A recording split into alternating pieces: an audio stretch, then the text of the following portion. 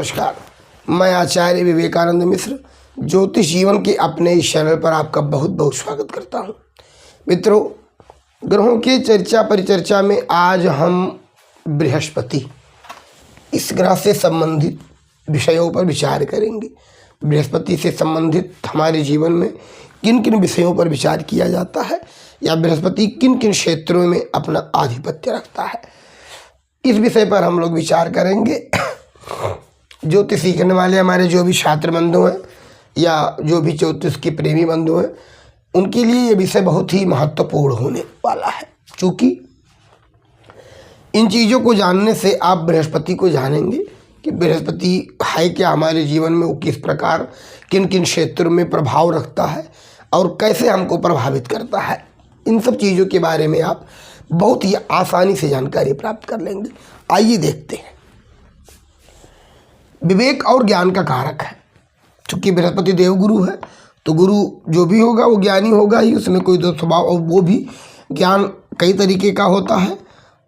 एक शुक्राचार्य का भी ज्ञान है जो निरंतर जो है राजसीय प्रवृत्ति के लोगों को विभिन्न प्रकार के ज्ञान प्रदान करते रहते हैं, लड़ाई इत्यादि करवाने के लिए। लेकिन देव गुरु का ज्ञान इस तरीके का ज्ञान नहीं है, वह विवेक से संयुक्त ज्ञान है। तो जो विवेक से युक्त ज्ञान है वो देवगुरु बृहस्पति का ज्ञान है। अध्यात्म से जुड़ाव होता है व्यक्ति का, चूँकि धर्म के कारक हैं बृहस्पति। शास्त्र इत्यादि भी इनके अंतर्गत आते हैं, चूँकि ज्ञानी हैं, देव गुरु हैं तो ज्ञानी हैं। शास्त्र इत्यादि भी जो है इनके मतलब अंडर में आता है।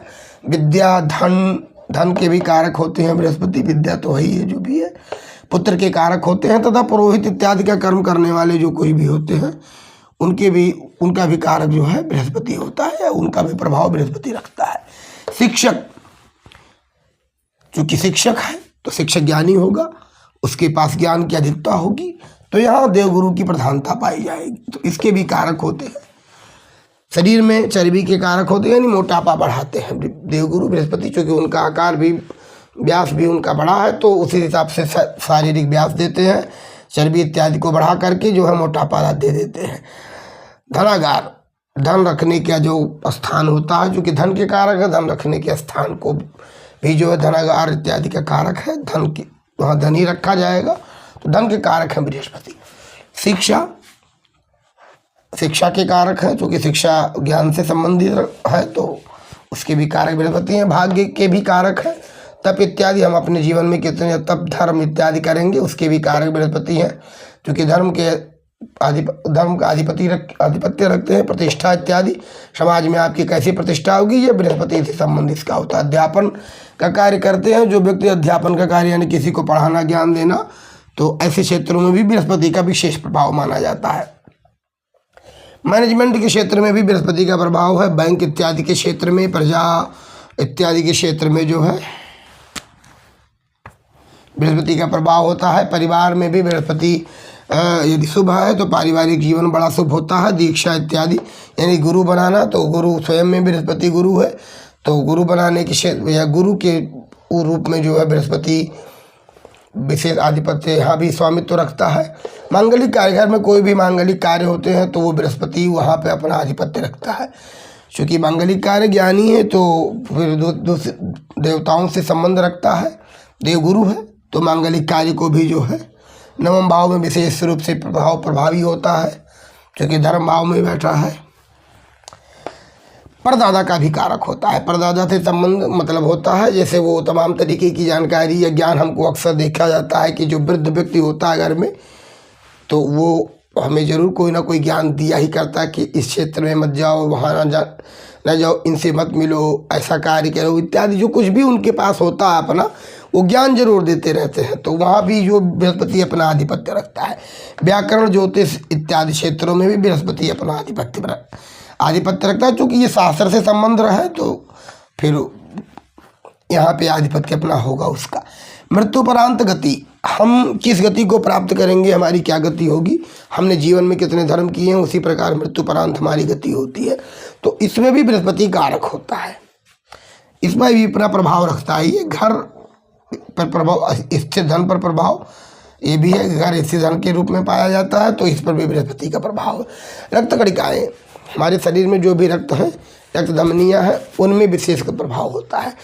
तो जो शुगर इत्यादि का रोग है वो भी बृहस्पति के अंतर्गत आता है। विपरीत स्थिति का बृहस्पति, यह रोग भाव से संबंध बनाने वाला बृहस्पति शुगर इत्यादि के रोगों को देता है। संचार, संचार का मतलब हुआ कम्युनिकेशन, एक दूसरे से जुड़ाव, तो वो भी, उसका भी कारक बृहस्पति है।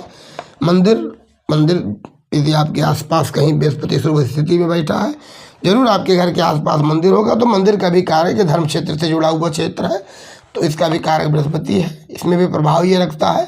पुजारी भी मंदिर के होते हैं, तो उस पर भी बृहस्पति का प्रभाव अपना है। ज्ञान बांटना, लोगों को ज्ञान प्रदान करने वाला, यदि बृहस्पति शुभ है तो हम जो है लोगों को ज्ञान देंगे, किसी भी तरीके की शिक्षा इत्यादि प्रदान कर सकते हैं। सभा का अध्यक्ष होता है, चूँकि ज्ञान का आधिपत्य रखता, तो सभा का अध्यक्ष भी होगा वो, वही जो ज्ञानी होगा वही जो है अपना चीज़ों को संभालेगा। दान इत्यादि भी बृहस्पति के आधिपत्य में आता है। धर्म से संबंधित कोई भी कार्य बृहस्पति के क्षेत्र में आता है। सहानुभूति, चूँकि बृहस्पति विवेक से संयुक्त है, तो जो विवेकी पुरुष हैं वो ज्ञान का उपयोग बड़े आसानी या बड़े अपने व्यवहार का उपयोग बहुत ही सहानुभूति पूर्ण करते हैं।